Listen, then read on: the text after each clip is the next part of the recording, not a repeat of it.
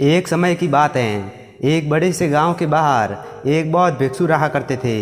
बौद्ध भिक्षु बहुत ही बड़े ध्यानी और बुद्धिमान व्यक्ति थे। हर रोज़ जब वो उस गांव में भिक्षा मांगने जाते तो अक्सर कोई न कोई उनसे अपनी समस्या का समाधान पूछता और बौद्ध भिक्षु भी बहुत ही आसानी और बुद्धिमानी के साथ लोगों को उनकी समस्या का समाधान सुझा देते। ऐसे ही एक दिन भिक्षा मांगते हुए वो उस गांव के सबसे अमीर व्यक्ति के घर पहुंच गए।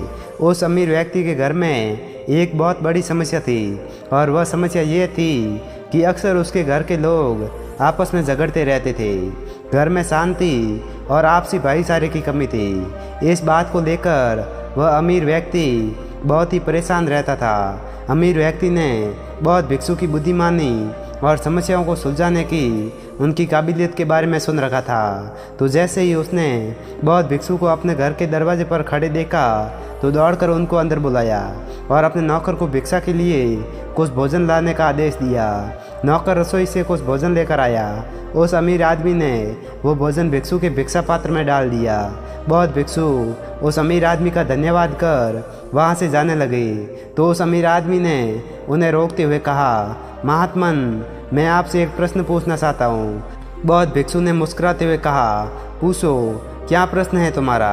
अमीर आदमी ने कहा, मैं जानना चाहता हूँ कि लोग आपस में झगड़ा क्यों करते हैं।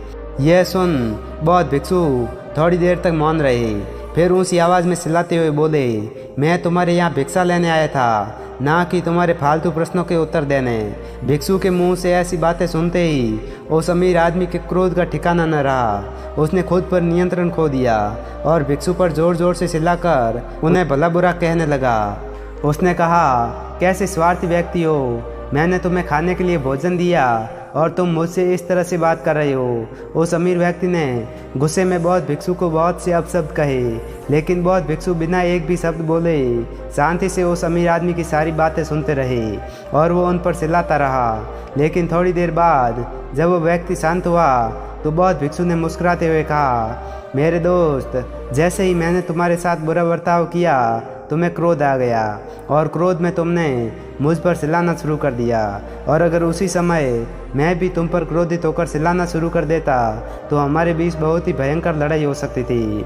असल में क्रोध करना ही सभी लड़ाइयों की जड़ है। जब एक व्यक्ति क्रोधित हो और दूसरा व्यक्ति भी क्रोध में उसकी बातों का जवाब देना शुरू कर दे तो लड़ाई का बढ़ना निश्चित है। लेकिन अगर दूसरा व्यक्ति उस समय शांत रहे और कुछ समय के लिए मौन धारण कर ले तो बड़े से बड़े झगड़े को भी सुलझाया और ख़त्म किया जा सकता है।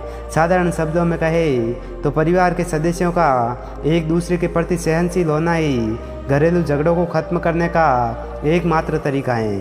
तो दोस्तों, इस कहानी से हमें यह सीख मिलती है कि चाहे घर में, दोस्तों के साथ या काम की जगह हमें खुद को स्थिर और शांत रखना चाहिए।